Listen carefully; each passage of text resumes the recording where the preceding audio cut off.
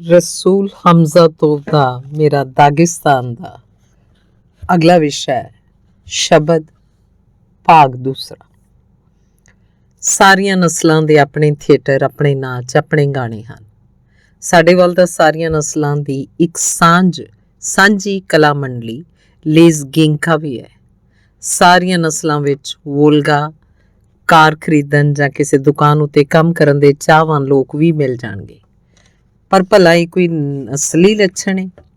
अबू तालिब ने एक बारी इहो जी एक बीमारी का नाम लिया जिहदे बारे दागिस्तान च पहलां कदे किसी ने सुनिया ही नहीं सी। ये बीमारी सी शराब नोशी। अबू तालिब ने इस ढंग नाल अपनी गल आखी। पहलां साडे पिंड एक शराबी सी, वो इसे करके मशहूर सी। सारे इलाके च लोग उहनूं जाणदे सन। हुण साडे पिंड शराब ना पीण वाला सिर्फ एक आदमी है। एक अजूबे वजों ਉਹਨੂੰ ਵੇਖਣ ਵਾਸਤੇ ਦੂਰ ਦੂਰ ਤੋਂ ਲੋਕੀ ਆਉਂਦੇ ਨੇ। ਇਸ ਸਿਲਸਿਲੇ 'ਚ ਅਬੂ ਤਾਲਿਬ ਨੂੰ ਬਹੁਤ ਸਾਰੇ ਕਿਸੇ ਕਹਾਣੀਆਂ ਯਾਦ ਹਨ, ਪਰ ਜੇ ਅਸੀਂ ਉਹਦੇ ਕਿਸੇ ਕਹਾਣੀਆਂ ਦੇ ਚੱਕਰ 'ਚ ਪੈ ਗਏ ਤਾਂ ਮੈਨੂੰ ਖਤਰਾ ਹੈ ਕਿ ਅਸੀਂ ਇਹ ਪੂਰੀ ਤਰ੍ਹਾਂ ਭੁੱਲ ਜਾਵਾਂਗੇ ਕਿ ਗੱਲ ਕਿਹੜੀ ਕਰ ਰਹੇ ਸੀ। ਤੇ ਅਸੀਂ ਇਸ ਚੀਜ਼ ਬਾਰੇ ਵਿਚਾਰ ਕਰ ਰਹੇ ਸਾਂ ਕਿ ਕਿਹਨਾਂ ਲੱਛਣਾਂ ਦੇ ਆਧਾਰ ਤੇ ਦਾਗਿਸਤਾਨ ਦੀ ਕਿਸੇ ਨਸਲ ਦੇ ਆਦਮੀ ਨੂੰ ਦੂਸਰੀ ਨਸਲ ਦੇ ਆਦਮੀ ਤੋਂ ਵੱਖਰਿਆਇਆ ਜਾ ਸਕਦਾ ਹੈ। ਸ਼ਾਇਦ ਪਹਿਰਾਵੇ ਦੇ ਆਧਾਰ ਤੇ, ਸਮੂਰੀ ਟੋਪੀ ਦੀ ਬਣਾਵਟ ਤੇ ਉਹਨੂੰ ਪਾਉਣ ਦੇ ਢੰਗ ਦੇ ਆਧਾਰ ਤੇ। ਪਰ ਹੁਣ ਤਾਂ ਸਾਰੇ ਇੱਕੋ ਜਿਹੇ ਕੋਟ, ਇੱਕੋ ਜਿਹੀ ਪੈਂਟ, ਇੱਕੋ ਜਿਹੇ ਬੂਟ ਤੇ ਇੱਕੋ ਜਿਹੀ ਛੱਜੇਦਾਰ ਟੋਪੀ ਜਾਂ ਟੋਪ ਪਾਉਂਦੇ ਹਨ। ਤੇ ਜੇ ਕੋਈ ਅਜਿਹੀ ਚੀਜ਼ ਰਹਿ ਗਈ ਹੈ ਜਿਹੜੀ ਫੈਸਲਾਕੁਨ ਢੰਗ ਨਾਲ ਕਿਸੇ ਨਸਲ ਦਾ ਖਾਸ ਲੱਛਣ ਪੇਸ਼ ਕਰਦੀ ਹੈ ਤੇ ਉਹਨੂੰ ਦੂਸਰੀ ਨਸਲ ਤੋਂ ਭਿੰਨ ਬਣਾਉਂਦੀ ਹੈ, ਤਾਂ ਉਹ ਹੈ ਭਾਸ਼ਾ। ਇਸ ਸੰਬੰਧ ਵਿੱਚ ਇਹ ਗੱਲ ਵੀ ਦਿਲਚਸਪ ਹੈ ਕਿ ਜਦੋਂ ਲੇਜ਼ਗੀਨ ਜਾਂ ਤਾਤਵਾਰ ਜਾਂ ਦਾਰਗੀਨ ਨਸਲ ਦਾ ਕੋਈ ਵਿਅਕਤੀ ਰੂਸੀ ਭਾਸ਼ਾ ਬੋਲਦਾ ਹੈ ਤਾਂ ਉਹਦੇ ਲਹਿਜੇ ਤੋਂ ਹੀ, ਯਾਨੀ ਰੂਸੀ ਭਾਸ਼ਾ ਦੇ ਵਿਗੜੇ ਹੋਏ ਉਚਾਰਨ ਤੋਂ ਹੀ ਕੁਮਿਕ ਨੂੰ ਲੌਕ ਤੇ ਲੇਜ਼ਗੀਨ ਨੂੰ ਕੁਮਿਕ ਤੋਂ ਫੌਰਨ ਵੱਖਰੇ ਤੌਰ ਤੇ ਪਛਾਣਿਆ ਜਾ ਸਕਦਾ। ਮਿਸਾਲ ਦੇ ਤੌਰ ਤੇ ਰੂਸੀ ਭਾਸ਼ਾ ਦਾ ਹਰ ਸ਼ਬਦ ਜਿਹੜਾ ਸ ਅੱਖਰ ਨਾਲ ਸ਼ੁਰੂ ਹੁੰਦਾ ਹੈ, ਅਵਾਰ ਨਸਲ ਦੇ ਲੋਕ ਉਹਦਾ ਉਚਾਰਨ ਕਰਨ ਵੇਲੇ ਉਸ 'ਚ ਈ ਜੋੜ ਲੈਂਦੇ ਹਨ। ਉਹ ਸਤੰਬੂਲ ਨੂੰ ਇਸਤੰਬੂਲ, ਸਤਾਕਾਨ ਮਤਲਬ ਗਿਲਾਸ ਨੂੰ ਇਸਤਾਕਾਨ, ਸਤਾਲਸਕੀ ਨੂੰ ਇਸਤਾਲਸਕੀ, ਸੋਨ ਸੁਪਨਾ ਨੂੰ ਇਸੋਨ ਕਹਿੰਦੇ ਹਨ। ਜੇ ਕਿਸੇ ਸ਼ਬਦ ਦੇ ਵਿਚਕਾਰ ਈ ਦੀ ਧੁਨੀ ਆ ਜਾਂਦੀ ਹੈ ਤੇ ਅਵਾਰ ਨਸਲ ਦੇ ਲੋਕ ਉਹਦਾ ਉਚਾਰਨ ਨਹੀਂ ਕਰਦੇ। ਇਸ ਲਈ ਉਹ ਸਿਬੀਰ ਸਾਈਬੇਰੀਆ ਦੀ ਥਾਂ ਸਬੀਰ, ਬੇਲੀਬੇਰ ਦਾ ਬਕਵਾਸ ਦੀ ਥਾਂ ਬੇਲਬੇਰ ਦਾ ਕਹਿੰਦੇ ਹਨ। ਤ ਦੀ ਧੁਨੀ ਤੋਂ ਬਾਅਦ ਅਸੀਂ ਥੋੜਾ ਰੁਕਦੇ ਹਾਂ, ਜਿਵੇਂ ਜ਼ਰਾ ਕੁ ਠੋਕਰ ਲੱਗੀ ਹੋਵੇ। ਦਾਰਗੀਨ ਜਾਤੀ ਦੇ ਲੋਕਾਂ ਦੇ ਉਚਾਰਨ ਵਿੱਚ ਓ ਦੀ ਥਾਂ ਊ ਤੇ ਯੂ ਦੀ ਥਾਂ ਵੀ ਅਕਸਰ ਊ ਦੀ ਧੁਨੀ ਸੁਣਾਈ ਦਿੰਦੀ ਹੈ। ਉਹ ਪੋਚਤਾ ਡਾਕਖਾਨਾ ਦੀ ਥਾਂ ਪੋਚਤਾ ਤੇ ਕੋਸ਼ਕਾ ਬਿੱਲੀ ਦੀ ਥਾਂ ਕੁਸ਼ਕਾ ਤੇ ਲਿਬੋਵ ਪਿਆਰ ਦੀ ਥਾਂ ਲੁਬੋਵ ਕਹਿੰਦੇ ਹਨ। ਕਿਸੇ ਸ਼ਬਦ ਦੇ ਅੰਤ 'ਚ ਉਹ ਈ ਦਾ ਉਚਾਰਨ ਤਾਂ ਕਰਦੇ ਹੀ ਨਹੀਂ। ਸੰਖੇਪ 'ਚ ਇਹ ਕਿ ਕੁਝ ਨਸਲਾਂ ਦੇ ਲੋਕ ਵਿਅੰਜਨਾਂ ਨੂੰ ਲੰਬਾ ਖਿੱਚਦੇ ਹਨ, ਦੂਸਰੇ ਉਹਨਾਂ ਨੂੰ ਛੋਟਾ ਕਰਦੇ ਹਨ ਤੇ ਕੁਝ ਛੱਡ ਵੀ ਦਿੰਦੇ ਹਨ। ਕੁਝ ਕਠੋਰ ਤੇ ਕੁਝ ਕੋਮਲ ਉਚਾਰਨ ਕਰਦੇ ਹਨ, ਕੁਝ ਫ ਦੀ ਥਾਂ ਪ ਕਹਿੰਦੇ ਹਨ। ਇੱਕ ਵਾਰ ਅਸੀਂ ਅਬੂ ਤਾਲਿਬ ਦੀ ਮੌਜੂਦਗੀ ਵਿੱਚ ਆਪਣੀਆਂ ਭਾਸ਼ਾਵਾਂ ਬਾਰੇ ਚਰਚਾ ਕਰ ਰਹੇ ਸੀ ਤੇ ਮੇਰਾ ਸਹਿਪਾਸ਼ੀ ਸਾਡੇ ਉਚਾਰਨਾਂ ਦੀ ਨਕਲ ਕਰਦਿਆਂ ਹੋਇਆਂ ਉਹਨਾਂ ਦੇ ਫਰਕ ਨੂੰ ਸਪਸ਼ਟ ਕਰ ਰਿਹਾ ਸੀ। ਅਬੂ ਤਾਲਿਬ ਸ਼ੁਰੂ ਵਿੱਚ ਤਾਂ ਸੁਣਦਾ ਰਿਹਾ, ਪਰ ਬਾਅਦ 'ਚ ਉਹਨੇ ਉਹਨੂੰ ਟੋਕ ਦਿੱਤਾ ਤੇ ਕਿਹਾ, ਚੁੱਪ ਹੋ ਕੇ ਬਹਿ ਜਾਓ, ਤੁਸੀਂ ਬੜਾ ਬੋਲ ਲਿਆ ਤੇ ਹੁਣ ਮੈਂ ਆਪਣੀ ਗੱਲ ਕਹਿਣਾ। ਕਿਸੇ ਇੱਕ ਵਿਅਕਤੀ ਦੇ ਦੋਸ਼ਾਂ ਤਰੁੱਟੀਆਂ ਨੂੰ ਸਾਰੀ ਨਸਲ ਉੱਤੇ ਨਹੀਂ ਥੋਪਣਾ ਚਾਹੀਦਾ। ਇੱਕ ਰੁੱਖ ਨਾਲ ਜੰਗਲ ਨਹੀਂ ਬਣਦਾ, 3 ਰੁੱਖਾਂ ਨਾਲ ਵੀ ਇੰਜ ਨਹੀਂ ਹੁੰਦਾ। 100 ਰੁੱਖ ਹੋ ਜਾਣ ਤਾਂ ਵੀ ਜੰਗਲ ਨਹੀਂ ਬਣ ਜਾਂਦਾ। ਸਾਡੀਆਂ ਭਾਸ਼ਾਵਾਂ ਦਾ ਸਵਾਲ ਬੜਾ ਗੁੰਝਲਦਾਰ ਸਵਾਲ ਹੈ। ਇਹ 3 ਗੰਢਾਂ ਵਾਲੀ ਗੰਢ ਹੈ ਜਿਹੜੀ ਉਸ ਵੇਲੇ ਬਣਦੀ ਹੈ ਜਦੋਂ ਗਿੱਲੀ ਰੱਸੀ ਨੂੰ ਬੰਨਿਆ ਜਾਂਦਾ ਹੈ। ਕਿਸੇ ਵੇਲੇ ਮੰਨਿਆ ਜਾਂਦਾ ਸੀ ਵੀ ਇਸ ਸਵਾਲ ਦਾ ਬੜਾ ਸਿੱਧਾ ਸਾਦਾ ਹੱਲ ਇਹ ਵਿਖਾਵਾ ਕਰਨਾ ਹੈ ਭਈ ਇਹਦੀ ਹੋਂਦ ਹੀ ਨਹੀਂ, ਇਹਦੀ ਚਰਚਾ ਹੀ ਨਾ ਕਰੋ, ਇਹਨੂੰ ਛੂਹੋ ਹੀ ਨਾ। ਮਸਲਾ ਹੱਲ ਹੋ ਗਿਆ, ਪਰ ਇਹ ਮਸਲਾ ਤਾਂ ਕਾਇਮ ਹੈ। ਪੁਰਾਣੇ ਵੇਲਿਆਂ 'ਚ ਲੋਕ ਸਭ ਤੋਂ ਜ਼ਿਆਦਾ ਤਾਂ ਨਸਲੀ ਜਾਂ ਕੌਮੀ ਮਤਭੇਦਾਂ ਦੇ ਕਾਰਨ ਹੀ ਤਲਵਾਰਾਂ ਸੂਤ ਕੇ ਇੱਕ ਦੂਜੇ ਦੇ ਸਾਹਮਣੇ ਆ ਖਲੋਂਦੇ ਸਨ।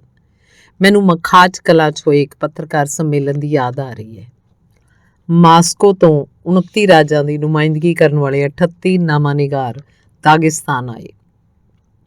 ਸ਼ੁਰੂ 'ਚ ਉਹਨਾਂ ਨੇ ਸਾਡੇ ਪਿੰਡ ਦਾ ਦੌਰਾ ਕੀਤਾ, ਸਾਡੇ ਪਹਾੜੀ ਮਰਦ ਔਰਤਾਂ ਨਾਲ ਗੱਲਬਾਤ ਕੀਤੀ ਤੇ ਇਸ ਤੋਂ ਬਾਅਦ ਪੱਤਰਕਾਰ ਸੰਮੇਲਨ ਹੋਇਆ। ਫੋਟੋ ਕੈਮਰਿਆਂ ਦੀ ਖਟਖਟ ਤੇ ਵੀਡੀਓ ਕੈਮਰਿਆਂ ਦੀ ਖਰਖਰ ਹੋਈ। ਨਾਮਾ ਨਿਗਾਰਾਂ ਨੇ ਆਪਣੀਆਂ ਪੈਨਸਲਾਂ ਦੀਆਂ ਚੁੰਝਾਂ ਸਵਾਰੀਆਂ ਤੇ ਕੋਰੇ ਕਾਗਜ਼ ਆਪਣੇ ਸਾਹਮਣੇ ਰੱਖ ਲਏ। ਇੱਕ ਬਹੁਤ ਵੱਡੇ ਮੇਜ਼ ਦੇ ਦੁਆਲੇ ਅਸੀਂ ਸਾਰੇ ਬਹਿ ਗਏ। ਅਬੂ ਤਾਲਿਬ ਸਾਡੇ ਵਿੱਚੋਂ ਸਭ ਤੋਂ ਜ਼ਿਆਦਾ ਬਜ਼ੁਰਗ ਸੀ। ਉਹਨੂੰ ਹੀ ਇਸ ਸੰਮੇਲਨ ਦਾ ਉਦਘਾਟਨ ਕਰਨ ਵਾਸਤੇ ਕਿਹਾ ਗਿਆ। ਅਬੂ ਤਾਲਿਬ ਨੇ ਕਹਿਣਾ ਸ਼ੁਰੂ ਕੀਤਾ, ਬੀਬੀਓ ਤੇ ਸੱਜਣੋ, ਸਾਥੀਓ, ਅਸੀਂ ਉਹਨੂੰ ਇਹ ਸਿਖਾ ਦਿੱਤਾ ਸੀ ਕਿ ਇਹਨਾਂ ਸ਼ਬਦਾਂ ਨਾਲ ਸੰਮੇਲਨ ਦਾ ਉਦਘਾਟਨ ਕਰਨਾ ਚਾਹੀਦਾ ਹੈ। ਇਸ ਤੋਂ ਬਾਅਦ ਉਹਨੇ ਜੋ ਕੁਝ ਵੀ ਕਿਹਾ ਉਹ ਖੁਦ ਹੀ ਕਿਹਾ। ਆਓ ਜਾਣ ਪਛਾਣ ਕਰ ਲਈਏ। ਇਹ ਸਾਡਾ ਘਰ ਹੈ, ਇਹ ਅਸੀਂ ਹਾਂ, ਇਹ ਸਾਡੇ ਮਸ਼ਹੂਰ ਸ਼ਾਇਰ ਨੇ। ਅਬੂ ਤਾਲਿਬ ਨੇ ਕੰਧ ਉੱਤੇ ਲਟਕੀਆਂ ਹੋਈਆਂ ਤਸਵੀਰਾਂ ਵੱਲ ਇਸ਼ਾਰਾ ਕੀਤਾ। ਕੰਧ ਉੱਤੇ ਬਾਤੀ ਰਾਏ, ਕਜ਼ਾਕ, ਮਹਿਮੂਦ, ਸੁਲੇਮਾਨ, ਹਮਜ਼ਾਤ ਤੇ ਅਫੰਦੀ ਦੀਆਂ ਤਸਵੀਰਾਂ ਟੰਗੀਆਂ ਹੋਈਆਂ ਸਨ। ਇਹਨਾਂ ਸ਼ਾਇਰਾਂ 'ਚੋਂ ਹਰੇਕ ਦੇ ਬਾਰੇ ਅਬੂ ਤਾਲਿਬ ਨੇ ਕੁਝ ਸ਼ਬਦ ਕਹੇ। ਕਿਹੜਾ ਕਿਸ ਨਸਲ ਦਾ ਹੈ, ਕਿਹਨੇ ਕਿਸ ਭਾਸ਼ਾ 'ਚ ਸਿਰਜਣਾ ਕੀਤੀ, ਕਿਹਨਾਂ ਭਾਵਨਾਵਾਂ ਤੋਂ ਪ੍ਰੇਰਿਤ ਹੋਇਆ ਤੇ ਕਿਹੋ ਜਿਹੀ ਸ਼ੋਹਰਤ ਖੱਟੀ। ਜਦੋਂ ਖੁਦ ਅਬੂ ਤਾਲਿਬ ਦੀ ਤਸਵੀਰ ਦੀ ਵਾਰੀ ਆਈ ਤਾਂ ਕਿਸੇ ਤਰ੍ਹਾਂ ਦੀ ਝਿਜਕ ਮਹਿਸੂਸ ਕੀਤੇ ਬਿਨਾਂ ਉਹਨੇ ਕਿਹਾ, ਇਹ ਮੈਂ ਹਾਂ। ਮਿਹਰਬਾਨੀ ਕਰਕੇ ਇਹ ਨਾ ਸੋਚੋ ਵੀ ਮੈਂ ਕੰਧੋਂ ਲੈ ਕੇ ਮੇਜ਼ ਪਿੱਛੇ ਆ ਗਿਆ। ਮੈਂ ਤਾਂ ਇੱਥੇ ਹੀ ਸੀ, ਮੇਜ਼ ਦੇ ਪਿੱਛੇੋਂ ਕੰਧ ਉੱਤੇ ਪਹੁੰਚ ਗਿਆ। ਇਸ ਤੋਂ ਬਾਅਦ ਅਬੂ ਤਾਲਿਬ ਨੇ ਮਹਿਮਾਨਾਂ ਦੀ ਮੇਜ਼ ਦੇ ਦੁਆਲੇ ਬੈਠੇ ਕਵੀਆਂ ਦੀ ਜਾਣ ਪਛਾਣ ਕਰਵਾਈ ਤੇ ਨਾਲ ਹੀ ਇਹ ਕਹਿ ਦਿੱਤਾ, ਮੁਮਕਿਨ ਹੈ ਵੀ ਇਹਨਾਂ ਵਿੱਚੋਂ ਵੀ ਕੁਝ ਨੂੰ ਇਸ ਕੰਧ ਉੱਤੇ ਥਾਂ ਮਿਲ ਜਾਏ। ਲਓ, ਜਾਣ ਪਛਾਣ ਇਹ ਹੋਏ। ਅਹਿਮਦ ਖਾਨ, ਅਬੂ ਬੱਕਾਰ ਕੋਬਾਚੀ ਦਾ ਸੁਨਿਆਰਾ ਤੇ ਦਾਗਿਸਤਾਨ ਦਾ ਲੋਕ ਲੇਖਕ। ਫਾਜ਼ੂ ਤੇ ਮੂਸਾ, ਪਤਨੀ ਤੇ ਪਤੀ, ਇੱਕੋ ਟੱਬਰ 'ਚ 2 ਲੇਖਕ, 2 ਨਾਵਲਕਾਰ, 2 ਕਵੀ, 2 ਨਾਟਕਕਾਰ, ਕਦੇ-ਕਦੇ ਇਕੱਠਿਆਂ ਤੇ ਕਦੇ-ਕਦੇ ਵੱਖਰਿਆਂ ਲਿਖਦੇ ਨੇ। ਮੁਤਾਲਿਬ ਮਿਤਾਰੋਵ, ਆਵਾਰ ਨਸਲ ਦਾ ਜਵਾਈ, ਤਾਬਾ ਸਾਰਾਨ ਨਸਲ ਦਾ ਕਵੀ। ਸ਼ਾਹ ਅਮੀਰ ਮੁਰਾਦੋਵ, ਸ਼ਾਂਤੀ ਕਪੋਤ, ਲਿਜ਼ਗੀਨ ਨਸਲ ਦਾ ਕਵੀ, ਹਮੇਸ਼ਾ ਕਪੋਤਾਂ ਜਾਂ ਕਬੂਤਰਾਂ ਬਾਰੇ ਲਿਖਦਾ ਹੈ। ਜਾਮਦੀਨ, ਸਾਡਾ ਵਿਅੰਗਕਾਰ, ਸਾਡਾ ਮਾਰਕ ਟਵੇਨ। ਅਨਵਰ, ਦਾਗਿਸਤਾਨ ਦਾ ਲੋਕ ਕਵੀ, ਸਾਡੇ 5 ਸਾਹਿਤਿਕ ਸੰਕਲਨਾਂ ਦਾ ਪ੍ਰਧਾਨ ਸੰਪਾਦਕ। ਤਾਰੂਨੋਵ, ਦਾਗਿਸਤਾਨ 'ਚ ਰਹਿਣ ਵਾਲਾ ਰੂਸੀ ਲੇਖਕ। ਹਿਜ਼ਗਿਲ ਅਵਸ਼ਾਲੂਮੋਵ, ਤਾਤ ਨਸਲ ਦਾ ਲੇਖਕ, ਆਪਣੀ ਮਾਂ ਬੋਲੀ ਤੇ ਰੂਸੀ 'ਚ ਲਿਖਦਾ ਹੈ। ਮਹਿਮਾਨ ਪੱਤਰਕਾਰਾਂ ਨੂੰ ਦਾਗਿਸਤਾਨ ਦੇ ਲੇਖਕਾਂ ਦੀ ਜਾਣ ਪਛਾਣ ਕਰਾਉਣੀ ਜਾਰੀ ਰੱਖਦਿਆਂ ਹੋਇਆਂ ਅਬੂ ਤਾਲਿਬ ਨੇ ਬਾਦਾਵੀ, ਸੁਲੇਮਾਨ, ਸਾਸ਼ਾ ਗਰਾਚ, ਇਬਰਾਹਿਮ, ਅਲੀਰਜ਼ਾ, ਮੇਦਜ਼ੀਦ, ਅਸ਼ੂਗਾ ਰੁਤੂਲਸਕੀ ਨੂੰ ਉਹਨਾਂ ਦੇ ਸਾਹਮਣੇ ਪੇਸ਼ ਕੀਤਾ। ਉਹਨੇ ਸਾਹਿਤਿਕ ਸੰਕਲਨਾਂ ਦੇ ਸੰਪਾਦਕਾਂ ਨਾਲ ਮਹਿਮਾਨਾਂ ਦੀ ਜਾਣ ਪਛਾਣ ਕਰਵਾਈ ਤੇ ਇਹਦੇ ਬਾਅਦ ਕਿਹਾ, ਮਹਿਮਾਨ ਨਿਵਾਜ਼ੀ ਦੇ ਅਸੂਲ ਸਾਨੂੰ ਇਹ ਇਜਾਜ਼ਤ ਨਹੀਂ ਦਿੰਦੇ ਵੀ ਅਸੀਂ ਮਹਿਮਾਨਾਂ ਦੇ ਨਾਮ ਪੁੱਛੀਏ। ਪਰ ਅਬੂ ਤਾਲਿਬ ਦੇ ਅਜਿਹਾ ਕਹਿਣ ਤੇ ਸਾਰੇ ਮਹਿਮਾਨ ਵਾਰੀ-ਵਾਰੀ ਨਾਲ ਉੱਠ ਕੇ ਆਪਣੀ ਜਾਣ ਪਛਾਣ ਕਰਵਾਉਣ ਤੇ ਇਹ ਦੱਸਣ ਲੱਗੇ ਕੋਈ ਕਿਸ ਦੇਸ਼ ਤੇ ਕਿਸ ਅਖਬਾਰ ਜਾਂ ਰਸਾਲੇ ਦੀ ਨੁਮਾਇੰਦਗੀ ਕਰਦੇ ਹਨ। ਇਸ ਤੋਂ ਬਾਅਦ ਜਿਵੇਂ ਕਿ ਪੱਤਰਕਾਰ ਸੰਮੇਲਨ 'ਚ ਹੁੰਦਾ ਹੀ ਹੈ, ਸਵਾਲ ਜਵਾਬ ਸ਼ੁਰੂ ਹੋ ਗਏ। ਸਵਾਲ, ਤੁਹਾਡੇ ਇੱਥੇ ਇੰਨੀਆਂ ਜ਼ਿਆਦਾ ਭਾਸ਼ਾਵਾਂ, ਇੰਨੀਆਂ ਜ਼ਿਆਦਾ ਨਸਲਾਂ ਨੇ ਵੀ ਉਹਨਾਂ ਦਾ ਪੂਰਾ ਰੋਲ ਘਚੋਲਾ ਪਿਆ ਹੋਇਆ ਹੈ। ਤੁਸੀਂ ਭਲਾ ਇੱਕ ਦੂਸਰੇ ਨੂੰ ਸਮਝ ਕਿਸ ਤਰ੍ਹਾਂ ਲੈਂਦੇ ਹੋ? ਅਬੂ ਤਾਲਿਬ ਦਾ ਜਵਾਬ, ਜਿਹੜੀਆਂ ਬੋਲੀਆਂ ਅਸੀਂ ਬੋਲਨੇ ਹਾਂ ਵੱਖੋ-ਵੱਖ ਨੇ, ਪਰ ਸਾਡੇ ਮੂੰਹ 'ਚ ਜਿਹੜੀਆਂ ਜ਼ਬਾਨਾਂ ਨੇ ਉਹ ਇੱਕੋ ਜਿਹੀਆਂ ਨੇ। ਦਿਲ ਉੱਤੇ ਹੱਥ ਰੱਖ ਕੇ ਇਹ ਸਭ ਕੁਝ ਚੰਗੀ ਤਰ੍ਹਾਂ ਸਮਝਦਾ ਹੈ, ਆਪਣੇ ਕੰਨਾਂ ਨੂੰ ਖਿੱਚਦਿਆਂ ਹੋਇਆਂ ਪਰੇ ਬੁਰੀ ਤਰ੍ਹਾਂ। ਸਵਾਲ, ਮੈਂ ਬਲਗਾਰੀਆ ਦੀ ਅਖਬਾਰ ਦਾ ਨਾਮਾ ਨਿਗਾਰ ਹਾਂ।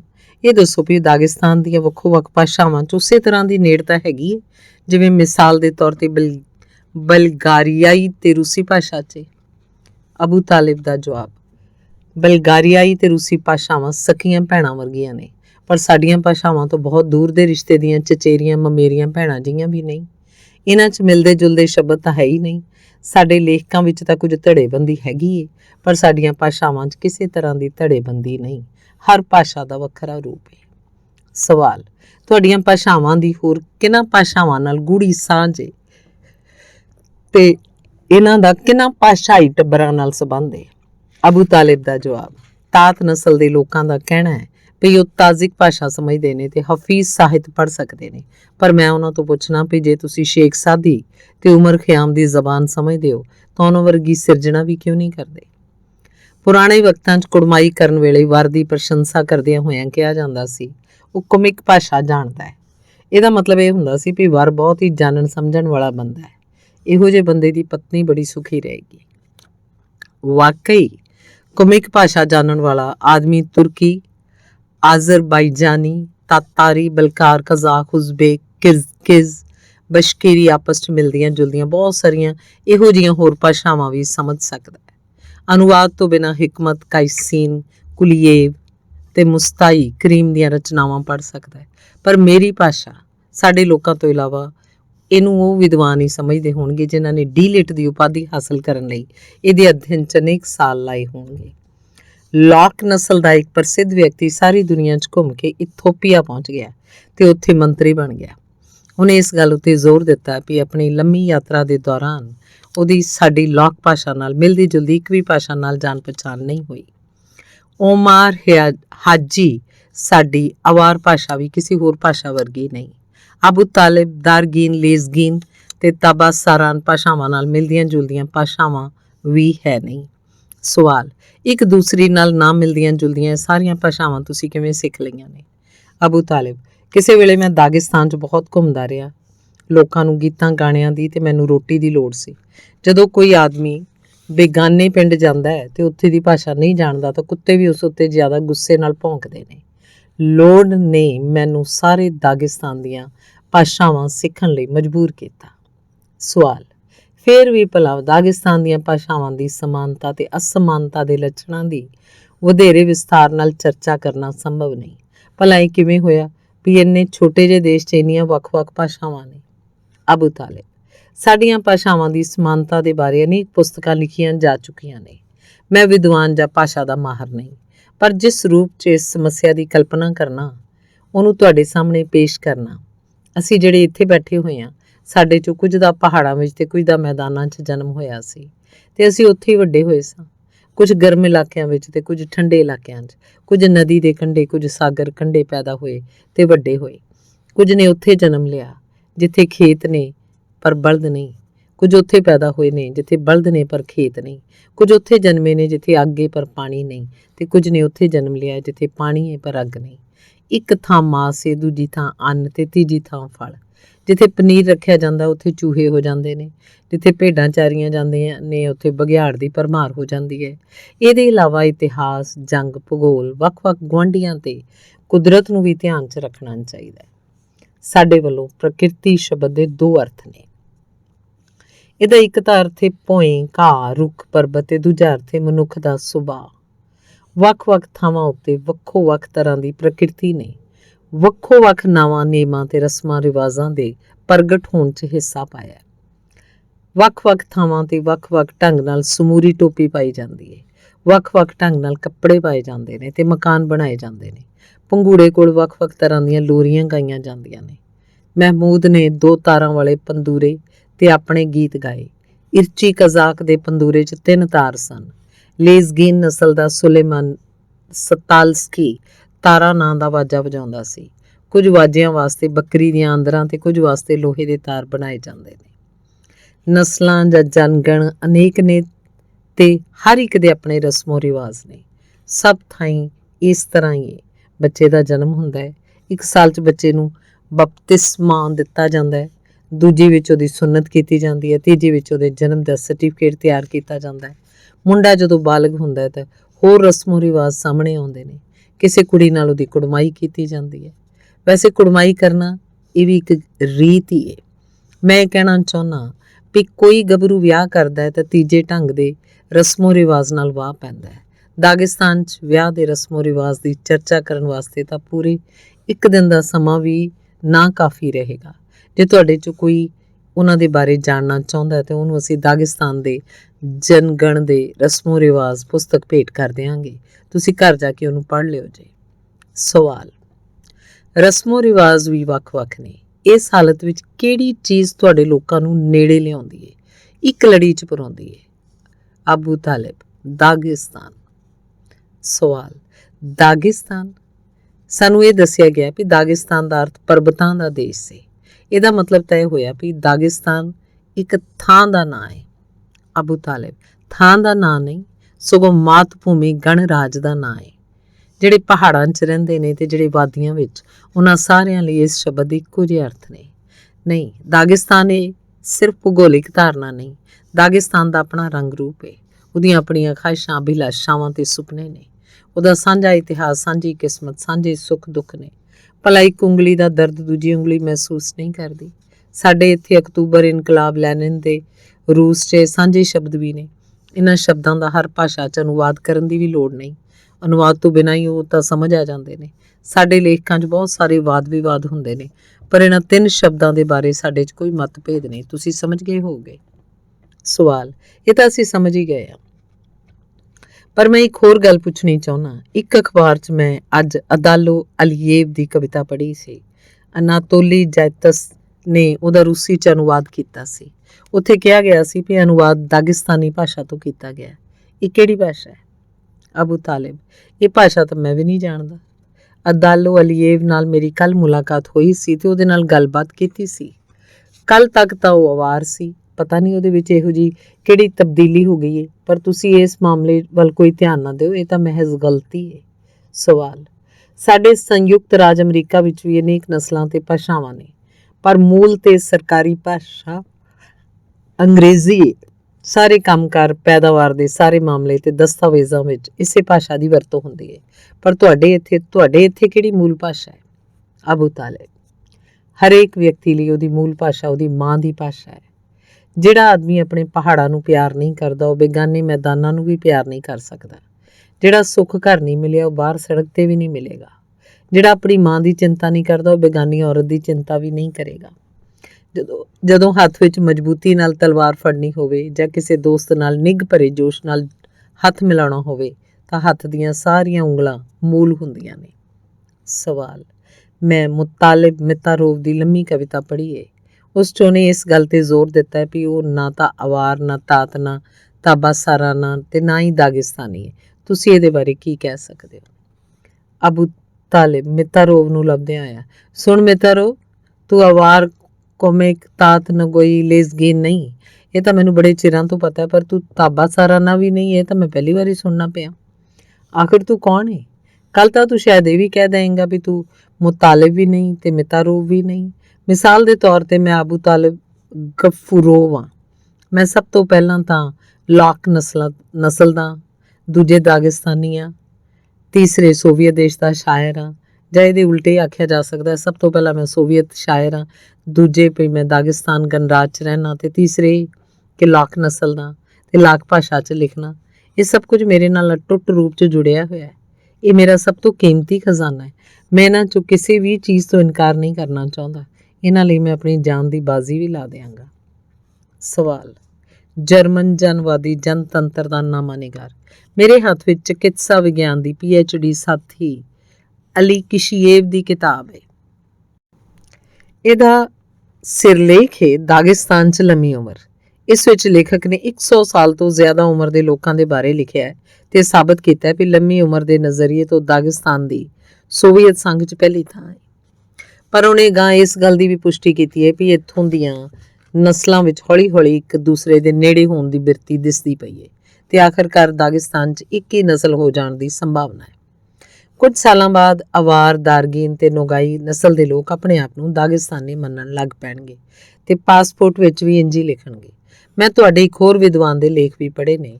ਉਹ ਇਸ ਗੱਲ ਦੀ ਪੁਸ਼ਟੀ ਕਰਦਾ ਹੈ ਭਈ ਤੁਹਾਡਾ ਸਾਹਿਤ ਨਸਲਾਂ ਦੀਆਂ ਹੱਦਾਂ ਤੋੜ ਕੇ ਪੂਰੇ ਦਾਗਿਸਤਾਨ ਦਾ ਸਾਹਿਤ ਬਣਦਾ ਜਾ ਰਿਹਾ ਹੈ। ਜੇ ਵਿਗਿਆਨ ਦੇ PhD ਤੇ D.Litt ਆਪਣੀਆਂ ਕਿਤਾਬਾਂ ਤੇ ਲੇਖਾਂ ਵਿੱਚ ਇਹੋ ਜਿਹੇ ਸਵਾਲ ਚੁੱਕਦੇ ਨੇ, ਤਾਂ ਇਹਦਾ ਮਤਲਬ ਹੈ ਕਿ ਇਹ ਸਵਾਲ ਅਹਿਮ ਤੇ ਡੂੰਘਾ ਹੈ। ਅਬੂ ਤਾਲਿਬ, ਸਾਥੀ ਅਲੀ ਕਿਸ਼ੀਏਵ ਨੂੰ ਮੈਂ ਜਾਣਨਾ। ਉਹ ਸਾਡੇ ਇਲਾਕੇ ਦਾ ਰਹਿਣ ਵਾਲਾ ਹੈ। ਇਹ ਵਿਦਵਾਨ ਅਨੇਕ ਬਜ਼ੁਰਗਾਂ ਨੂੰ ਇਸ ਲਈ ਮਿਲਿਆ ਹੈ ਭਈ ਉਹ ਉਹਨੂੰ ਆਪਣੇ ਜੀਵਨ ਦੇ ਬਾਰੇ ਦੱਸਣ, ਪਰ ਸਾਰੀਆਂ ਨਸਲਾਂ ਦੀ ਇੱਕ ਨਸਲ ਬਣਾਉਣ ਦਾ ਵਿਚਾਰ ਸ਼ਾਇਦ ਕਿਸੇ ਹੀ ਸਤਿਕਾਰਤ ਬਜ਼ੁਰਗ ਨੇ ਪ੍ਰਗਟ ਕੀਤਾ ਹੋਵੇ। ਇਹ ਉਹਦੇ ਆਪਣੇ ਹੀ ਦਿਮਾਗ ਦੀ ਉਪਜ ਹੈ। ਮੈਂ ਬਹੁਤ ਸਾਰੇ ਅਜਿਹੇ ਮਿਚੂਰੇਨਾ ਹੁੰਦਾ ਹੈ, ਮਿਚੂਰੇਨਾ ਇਵਾਨ ਵਲਾਦੀਮੀਰੋਵਿਚ 1855 ਤੋਂ 1935 ਤੱਕ ਸੋਵੀਅਤ ਬਨਸਪਤੀ ਵਿਗਿਆਨੀ, ਜਿਨ੍ਹਾਂ ਨੇ ਵਿਭਿੰਨ ਬਨਸਪਤੀਆਂ ਨੂੰ ਮਿਲਾ ਕੇ ਬਨਸਪਤੀਆਂ ਦੀਆਂ ਨਵੀਆਂ ਕਿਸਮਾਂ ਉਗਾਈਆਂ ਸਨ। ਜਿਨ੍ਹਾਂ ਨੇ ਆਪਣੀ ਪ੍ਰਯੋਗਸ਼ਾਲਾ 'ਚ ਵੱਖ-ਵੱਖ ਭਾਸ਼ਾਵਾਂ ਨੂੰ ਮਿਲਾ ਕੇ ਤੇ ਉਹਨਾਂ ਉੱਤੇ ਖਰਗੋਸ਼ਾਂ ਵਾਂਗ ਤਰ੍ਹਾਂ ਦੇ ਤਜਰਬੇ ਕਰਕੇ ਇੱਕ ਮਿਸ਼ਰਤ ਭਾਸ਼ਾ ਬਣਾਉਣ ਦੀ ਕੋਸ਼ਿਸ਼ ਕੀਤੀ ਹੈ। ਦਾਗਿਸਤਾਨ ਦੇ 7 ਨਸਲੀ ਥੀਏਟਰਾਂ ਨੂੰ ਮਿਲਾ ਕੇ ਇੱਕ ਥੀਏਟਰ ਬਣਾਉਣ ਦੀ ਕੋਸ਼ਿਸ਼ ਕੀਤੀ ਗਈ ਹੈ। ਦਾਗਿਸਤਾਨ ਦੇ 5 ਨਸਲਾਂ ਦੇ ਅਖਬਾਰ ਨੂੰ ਮਿਲਾ ਕੇ ਇੱਕ ਅਖਬਾਰ ਬਣਾਉਣ ਦਾ ਯਤਨ ਕੀਤਾ ਗਿਆ ਹੈ। ਸਾਡੀ ਲੇਖਕ ਸਭਾ ਦੇ ਅਨੇਕ ਵਿਭਾਗਾਂ ਨੂੰ ਇੱਕ ਵਿਭਾਗ 'ਚ ਮਿਲਾਉਣ ਦੀ ਕੋਸ਼ਿਸ਼ ਕੀਤੀ ਗਈ, ਪਰ ਇਹ ਸਾਰੀਆਂ ਕੋਸ਼ਿਸ਼ਾਂ ਤਾਂ ਉਹੋ ਜਿਹੀਆਂ ਹੀ ਨੇ ਜਿਵੇਂ ਅਨੇਕ ਸ਼ਾਖਾਵਾਂ ਵਾਲੇ ਰੁੱਖ ਨੂੰ ਇੱਕ ਸਿੱਧੇ ਤਣੇ 'ਚ ਬਦਲ ਦੇਣ ਲਈ ਹੋਣ। ਸਵਾਲ, ਮੈਂ ਹਿੰਦੁਸਤਾਨੀ ਅਖਬਾਰ ਦਾ ਨਾਮਾ ਨਿਗਾਰ ਹਾਂ। ਸਾਡੇ ਹਿੰਦੁਸਤਾਨ 'ਚ ਵੀ ਅਨੇਕ ਭਾਸ਼ਾਵਾਂ ਨੇ, ਹਿੰਦੀ, ਉਰਦੂ, ਬੰਗਾਲੀ। ਕੁਝ ਕੌਮ ਪ੍ਰਸਤਾਂ ਨੇ ਚਾਹਿਆ ਵੀ ਉਹਨਾਂ ਦੀ ਭਾਸ਼ਾ ਹੀ ਸਾਰੇ ਭਾਰਤ ਦੀ ਰਾਜਕੀ ਭਾਸ਼ਾ ਹੋਵੇ। ਇਹਦੇ ਕਾਰਨ ਵਾਦ ਵਿਵਾਦ ਤੇ ਖੂਨੀ ਦੰਗੇ ਫਸਾਦ ਵੀ ਹੋਏ। ਤੁਹਾਡੇ ਇੱਥੇ ਤਾਂ ਇਹੋ ਜਿਹਾ ਕੁਝ ਨਹੀਂ ਹੋਇਆ? ਅਬੂ ਤਾਲਿਬ, ਇੱਕ ਵਾਰੀ ਦੋ ਮੁੰਡਿਆਂ 'ਚ ਇਸ ਤਰ੍ਹਾਂ ਦਾ ਝਗੜਾ ਹੋ ਪਿਆ ਸੀ। ਅਵਾਰ ਤੇ ਕੁਮਿਕ ਨਸਲ ਦੇ ਦੋ ਮੁੰਡੇ ਇੱਕ ਗਧੇ ਉੱਤੇ ਜਾ ਰਹੇ ਸਨ। ਅਵਾਰ ਨਸਲ ਦਾ ਮੁੰਡਾ ਚੀਕਣ ਡਿਆ ਸੀ, ਖਾ ਖਾ ਖਾਮਾ, ਤੇ ਕੁਮਿਕ ਮੁੰਡਾ ਚੀਕਦਾ ਪਿਆ ਸੀ, ਏਸ਼ ਏਸ਼ ਇਸ਼ੇਕ। ਇਹਨਾਂ ਦੋਹਾਂ ਸ਼ਬਦਾਂ ਦਾ ਇੱਕੋ ਹੀ ਅਰਥ ਸੀ, ਗਧਾ। ਪਰ ਮੁੰਡਿਆਂ ਦਾ ਝਗੜਾ ਇੰਨਾ ਜ਼ਿਆਦਾ ਵੱਧ ਗਿਆ ਵੀ ਦੋਵੇਂ ਹੀ ਗਧੇ ਤੋਂ ਡਿੱਗ ਪਏ ਤੇ ਖਾਮਾ ਤੇ ਸ਼ੱਕ ਤੋਂ ਬਿਨਾਂ ਰਹਿ ਗਏ। ਖੈਰ, ਇਹ ਤਾਂ ਬੱਚਿਆਂ ਦਾ ਵਾਦ ਵਿਵਾਦ ਹੈ। ਅਸੀਂ ਆਪਣੀਆਂ ਬੋਲੀਆਂ ਨੂੰ ਬਘਿਆੜੀਆਂ ਨਹੀਂ ਬਣਾਉਂਦੇ। ਇਹ ਸਾਨੂੰ ਚੀਰਦੀਆਂ ਪਾੜਦੀਆਂ ਨਹੀਂ। ਸਾਡੇ ਇੱਥੇ ਤਾਂ ਇਹ ਵੀ ਆਖਿਆ ਜਾਂਦਾ ਹੈ, ਘਰੇਲੂ ਮੂਰਖ ਆਪਣੇ ਗੁਆਂਢੀਆਂ ਦੀ ਨਿੰਦਿਆ ਕਰਦਾ ਹੈ, ਪਿੰਡ ਦਾ ਮੂਰਖ ਗੁਆਂਢ ਦੇ ਪਿੰਡ ਦੀ ਨਿੰਦਿਆ ਕਰਦਾ ਹੈ, ਤੇ ਕੌਮੀ ਮੂਰਖ ਦੂਸਰੇ ਦੇਸ਼ਾਂ ਦੀ ਨਿੰਦਿਆ ਕਰਦਾ ਹੈ। ਜਿਹੜਾ ਬੰਦਾ ਕਿਸੇ ਦੂਸਰੀ ਭਾਸ਼ਾ ਦੇ ਬਾਰੇ ਕੁਝ ਬੁਰਾ ਕਹਿੰਦਾ ਹੈ, ਉਹਨੂੰ ਸਾਡੇ ਵੱਲ ਆਦਮੀ ਹੀ ਨਹੀਂ ਮੰਨਿਆ ਜਾਂਦਾ। ਸਵਾਲ ਤਾਂ ਤੁਸੀਂ ਇਹ ਕਹਿਣਾ ਚਾਹੁੰਦੇ ਹੋ ਵੀ ਇਸ ਸਵਾਲ ਨੂੰ ਲੈ ਕੇ ਤੁਹਾਡੇ ਇੱਥੇ ਵਾਦ ਵਿਵਾਦ ਤੇ ਕਿਸੇ ਤਰ੍ਹਾਂ ਦੀਆਂ ਗਲਤ ਫਹਿਮੀਆਂ ਪੈਦਾ ਨਹੀਂ ਹੋਈਆਂ। ਅਬੂ ਤਾਲਿਬ, ਵਾਦ ਵਿਵਾਦ ਤਾਂ ਹੋਏ, ਪਰ ਸਾਡੀਆਂ ਭਾਸ਼ਾਵਾਂ ਦੇ ਮਾਮਲੇ 'ਚ ਕਦੇ ਤੇ ਕਿਸੇ ਨੇ ਵੀ ਗੰਭੀਰ ਦਖਲ ਨਹੀਂ ਦਿੱਤਾ। ਸਾਡੇ ਨਾਵਾਂ ਦੇ ਮਾਮਲੇ ਵਿੱਚ ਵੀ ਹਰ ਕੋਈ ਉਸ ਭਾਸ਼ਾ 'ਚ ਲਿਖ ਪੜ੍ਹ ਗਾ ਤੇ ਗੱਲਬਾਤ ਕਰ ਸਕਦਾ ਹੈ ਜਿਸ 'ਚ ਚਾਹੁੰਦਾ ਹੈ।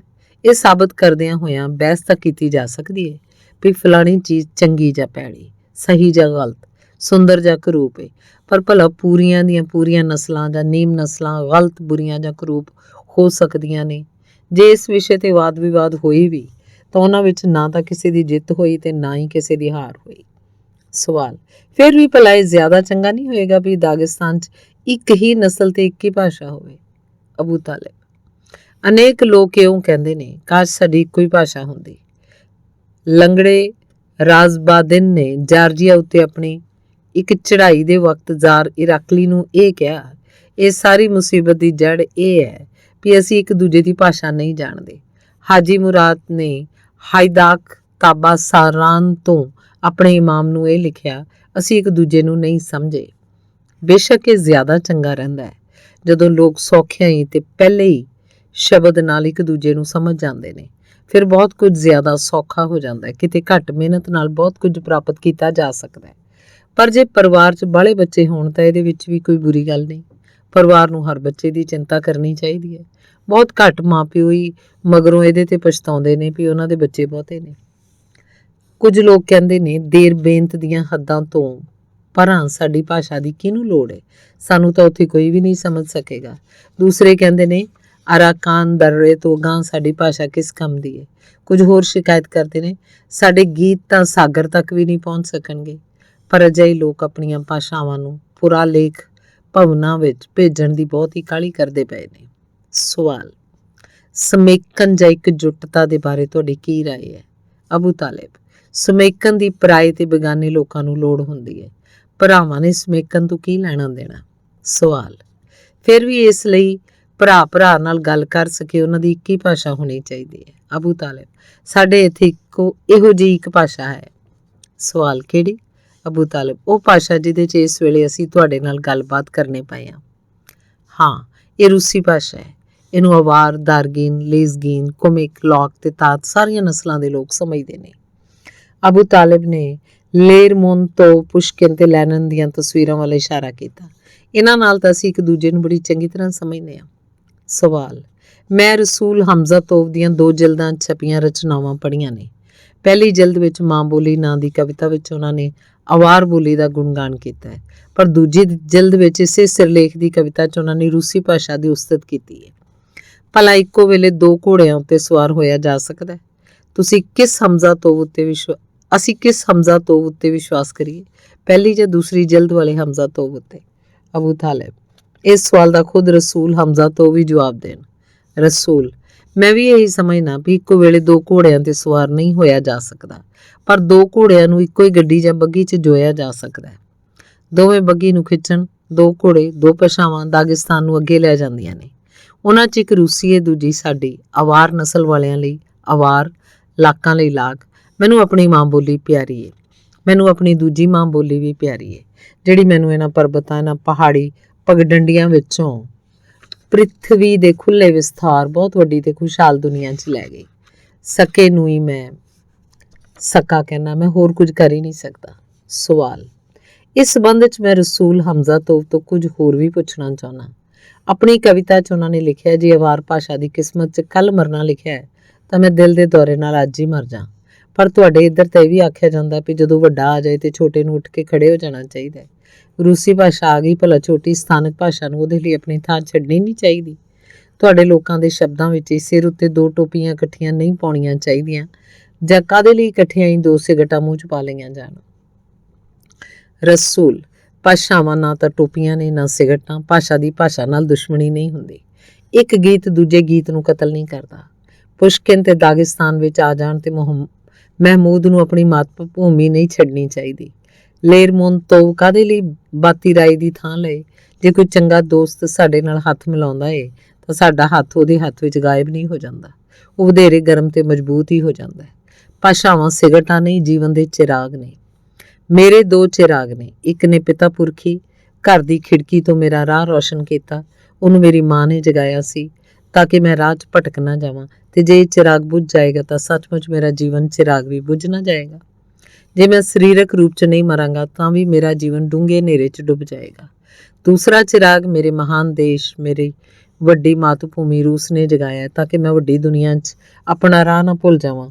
ਉਹਦੇ ਤੋਂ ਬਿਨਾਂ ਮੇਰਾ ਜੀਵਨ ਹਨੇਰਾ ਤੇ ਤੁੱਛ ਹੋ ਜਾਏਗਾ। ਅਬੂ ਤਾਲਿਬ, ਪੱਥਰ ਚੁੱਕਣਾ ਕਿਵੇਂ ਜ਼ਿਆਦਾ ਸੌਖਾ ਹੈ, ਇੱਕ ਹੱਥ ਨਾਲ ਮੋਢੇ ਉੱਤੋਂ ਦੀ ਜਾਂ ਦੋਵਾਂ ਹੱਥਾਂ ਨਾਲ ਛਾਤੀ ਉੱਤੋਂ ਦੀ? ਸਵਾਲ, ਫਿਰ ਵੀ ਪਹਾੜੀ ਲੋਕ ਆਪਣੇ ਉਹਨਾਂ ਘਰਾਂ ਨੂੰ ਛੱਡ ਕੇ ਜਾ ਰਹੇ ਨੇ ਜਿੱਥੇ ਉਹਨਾਂ ਦੀਆਂ ਮਾਵਾਂ ਨੇ ਚਿਰਾਗ ਜਗਾਏ ਸਨ।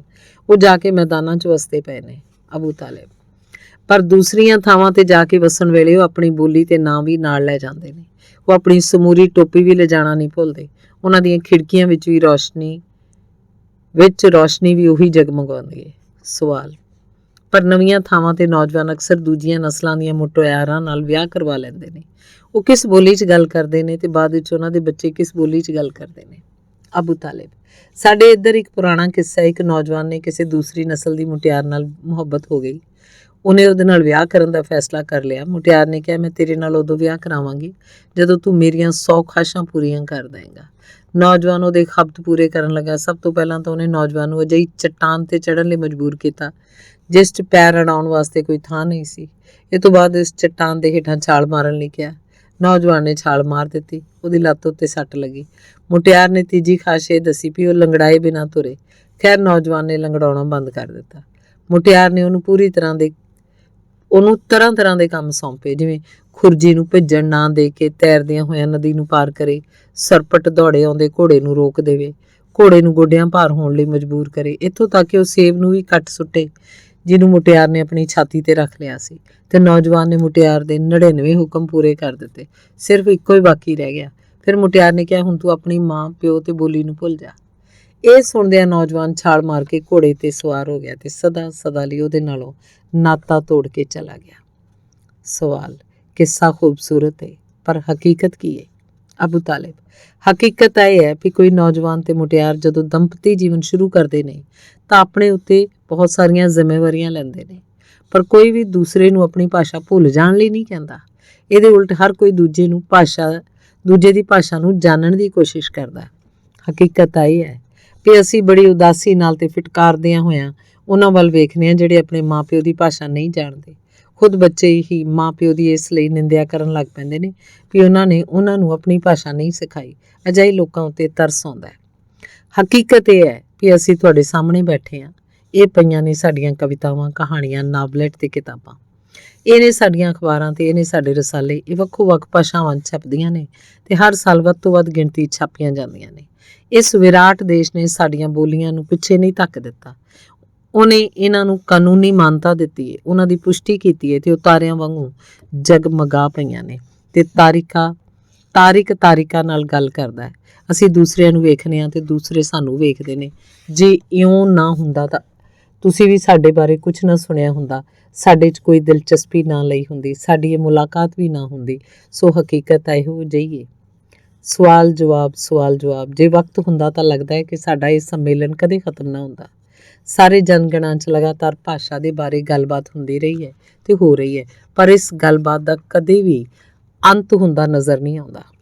ਸਾਡਾ ਇਹ ਪੱਤਰਕਾਰ ਸੰਮੇਲਨ ਝੂਮਰ ਨਾਚ ਗਾਣੇ ਦੀ ਖੇਡ ਵਰਗਾ ਹੈ, ਜਿਸ ਵਿੱਚ ਕੁਝ ਲੋਕ ਸਵਾਲ ਪੁੱਛਦੇ ਨੇ, ਦੂਜੇ ਜਵਾਬ ਦਿੰਦੇ ਨੇ। ਇਸ ਤਰ੍ਹਾਂ ਦੇ ਸੰਮੇਲਨ ਦੇ ਆਦੀ ਨਾ ਹੋਣ ਕਾਰਨ ਬੁਰੀ ਤਰ੍ਹਾਂ ਥੱਕੇ ਹਾਰ ਅਬੂ ਤਾਲਿਬ ਨੇ ਆਖਰ ਵਿੱਚ ਕਿਹਾ, ਸਵਾਲ, ਇਹ ਤਾਂ ਕਮਾਨ 'ਚੋਂ ਛੱਡਿਆ ਹੋਇਆ ਉਹ ਤੀਰ ਹੈ ਜਿਹੜਾ ਕਿਤੇ ਵੀ ਡਿੱਗ ਸਕਦਾ ਹੈ। ਜਵਾਬ, ਇਹ ਤਾਂ ਨਿਸ਼ਾਨੇ ਤੇ ਜਾ ਲੱਗਣ ਵਾਲਾ ਤੀਰ ਹੈ। ਸਵਾਲ ਜਵਾਬ, ਸਵਾਲੀਆ ਨਿਸ਼ਾਨ ਵਿਸਮਿਕ ਚਿੰਨ੍ਹ, ਅਤੀਤ ਸਵਾਲ ਹੈ, ਵਰਤਮਾਨ ਜਵਾਬ ਹੈ। ਪੁਰਾਣਾ ਦਾਗਿਸਤਾਨ ਪੱਥਰ ਉੱਤੇ ਬੈਠੀ ਇੱਕ ਬੁੱਢੀ ਵਰਗਾ ਹੈ। ਉਹ ਸਵਾਲੀਆ ਨਿਸ਼ਾਨ ਸੀ। ਅੱਜ ਦਾ ਦਾਗਿਸਤਾਨ ਵਿਸਮਿਕ ਚਿੰਨ੍ਹ ਹੈ। ਉਹ ਮਿਆਨ 'ਚੋਂ ਨਿਕਲੀ ਹੋਈ ਤੇ ਤਣੀ ਹੋਈ ਤਲਵਾਰ ਹੈ। ਜਦੋਂ ਦਾਗਿਸਤਾਨ 'ਚ ਇਨਕਲਾਬ ਪਹੁੰਚਿਆ ਤਾਂ ਉਸ ਤੋਂ ਡਰਨ ਵਾਲੇ ਲੋਕਾਂ ਨੇ ਕਿਹਾ ਕਿ ਛੇਤੀ ਨਸਲਾਂ, ਬੋਲੀਆਂ, ਨਾਂ ਤੇ ਰੰਗ ਲੋਪ ਹੋ ਜਾਣਗੇ। ਸਾਡੀਆਂ ਔਰਤਾਂ ਦਾ ਮੇਸੇਦਾ ਨਾਂ ਮਾਰੂਸਿਆ ਬਣ ਜਾਏਗਾ ਤੇ ਮਰਦਾਂ ਦਾ ਮੂਸਾ ਨਾਂ ਵਾਸਿਆ ਹੋ ਜਾਏਗਾ। ਇਹ ਵੀ ਕਿਹਾ ਗਿਆ ਕਿ ਆਦਮੀ ਨੂੰ ਇਹ ਤੱਕ ਸੋਚਣ ਦੀ ਫੁਰਸਤ ਨਹੀਂ ਹੋਏਗੀ ਕਿ ਉਹ ਕਿਸ ਨਸਲ ਤੇ ਕਿਸ ਥਾਂ ਦਾ ਹੈ। ਸਾਰਿਆਂ ਨੂੰ ਇੱਕ ਸਾਂਝੇ ਕੰਬਲ ਹੇਠਾਂ ਲਟਾ ਦਿੱਤਾ ਜਾਏਗਾ। ਬਾਅਦ 'ਚ ਜ਼ਿਆਦਾ ਤਾਕਤਵਰ ਲੋਕ ਕੰਬਲ ਨੂੰ ਆਪਣੇ ਵੱਲ ਖਿੱਚ ਲੈਣਗੇ ਤੇ ਜ਼ਿਆਦਾ ਕਮਜ਼ੋਰ ਲੋਕ ਠੰਡ ਨਾਲ ਕੰਬਦੇ ਰਹਿ ਜਾਣਗੇ। ਦਾਗਿਸਤਾਨ ਨੇ ਇਹੋ ਜਿਹੇ ਲੋਕਾਂ ਦੀਆਂ ਗੱਲਾਂ ਤੇ ਕੰਨ ਨਹੀਂ ਧਰਿਆ। ਪਰਬਤੀ ਸਰਕਾਰ ਦੇ ਮੈਂਬਰ ਹੈਦਰ ਬਾਮਾਤੋਵ ਨੇ ਵਿਦੇਸ਼ ਜਾਣ ਵੇਲੇ ਜਹਾਜ਼ ਉੱਤੇ ਚੜ੍ਹਦਿਆਂ ਹੋਇਆਂ ਕਿਹਾ ਸੀ, ਉਹਨਾਂ ਦੀਆਂ ਆਤਮਾਵਾਂ ਨੇ ਮੇਰੇ ਸ਼ਬਦਾਂ ਨੂੰ ਸਵੀਕਾਰ ਨਹੀਂ ਕੀਤਾ। ਵੇਖਾਂਗੇ ਵੀ ਅੱਗੇ ਕੀ ਹੁੰਦਾ ਹੈ। ਅੱਗੇ ਕੀ ਹੋਇਆ ਇਹ ਸਾਰੇ ਦੇਖ ਰਹੇ ਹਨ। ਇਹਨੂੰ ਪੁਸਤਕ 'ਚ ਲਿਖਿਆ ਜਾ ਚੁੱਕਾ ਹੈ, ਗੀਤਾਂ 'ਚ ਗਾਇਆ ਜਾ ਚੁੱਕਾ ਹੈ। ਜਿਨ੍ਹਾਂ ਦੇ ਕੰਨ ਹਨ ਉਹ ਸੁਣ ਲੈਣਗੇ, ਜਿਨ੍ਹਾਂ ਦੀਆਂ ਅੱਖਾਂ ਹਨ ਉਹ ਵੇਖ ਲੈਣਗੇ। ਇੱਕ ਪਹਾੜੀਏ ਨੇ ਸਾਂਝੇ ਕੰਬਲ ਤੋਂ ਡਰ ਕੇ ਦਾਗਿਸਤਾਨ ਛੱਡ ਦਿੱਤਾ ਤੇ ਤੁਰਕੀ ਚਲਾ ਗਿਆ। 50 ਸਾਲ ਮਗਰੋਂ ਦਾਗਿਸਤਾਨ 'ਚ ਇਹ ਵੇਖਣ ਲਈ ਆਇਆ ਕਿ ਸਾਡੇ ਇੱਥੇ ਜ਼ਿੰਦਗੀ ਦਾ ਰੰਗ ਢੰਗ ਕਿਹੋ ਜਿਹਾ। ਮੈਂ ਉਹਨੂੰ ਮਖਾਜ ਕਲਾ ਵਿੱਚ, ਜਿਹਨੂੰ ਪਹਿਲਾਂ ਪੋਰਟ ਪਿਤਰੋਵਸ ਕਿਹਾ ਜਾਂਦਾ ਸੀ, ਘੁੰਮਣ ਲਈ ਸੱਦਾ ਦਿੱਤਾ। ਰੂਸੀ ਜ਼ਾਰ ਦੇ ਨਾਂ ਵਾਲੇ ਸ਼ਹਿਰ ਦਾ ਹੁਣ ਦਾਗਿਸਤਾਨ ਦੇ ਇਨਕਲਾਬੀ ਮਖਾਜ ਦੇ ਨਾਂ ਤੇ ਰੱਖਿਆ ਹੋਇਆ ਹੈ। ਮੈਂ ਮਹਿਮਾਨ ਨੂੰ ਦਾਗਿਸਤਾਨ ਦੇ ਸਪੁੱਤਰਾਂ ਬਾਤੀ ਰਾਏ ਉਲੂਬੀ ਕਾਪੀਏ ਦੇ ਮਾਣ 'ਚ ਬਣੀਆਂ ਉਹਨਾਂ ਦੇ ਨਾਵਾਂ ਵਾਲੀਆਂ ਸੜਕਾਂ ਦਿਖਾਈਆਂ।